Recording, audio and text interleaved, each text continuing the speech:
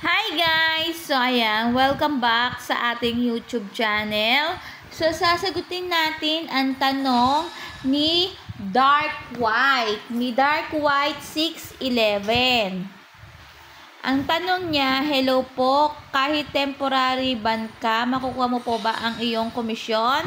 Please help po. Tapos sabi pa niya, ilang araw daw bago ma-approve ang payment setting. 7 days na sa akin, pero pending pa rin. So, guys, eto ha, kapag nagkaroon ka ng komisyon, tapos na temporary ban ka, makukuha mo pa rin yung komisyon mo. Makikita mo yan sa pending, sa affiliate program mo. Makikita mo yan doon naka-pending, or kaya baka may acknowledge receipt ka na hindi mo palang na-acknowledge. Tapos, yung tanong niya na ilang araw bago ma-approve yung kanyang payment setting, 7 days na kasi.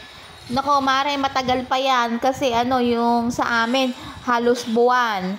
So, minsan 6 na buwan, minsan pa nga 1 taon. No, swerte mo lang kapag na-approve ka ng 7 days pa lang. So, wait mo lang, mag-live ka lang mag-post ka lang ng link. Tapos, dahil naka-temporary ban ka, attend ka ng webinar para makakuha ka ng quiz para maibalik yung iyong para matanggal ka sa temporary ban.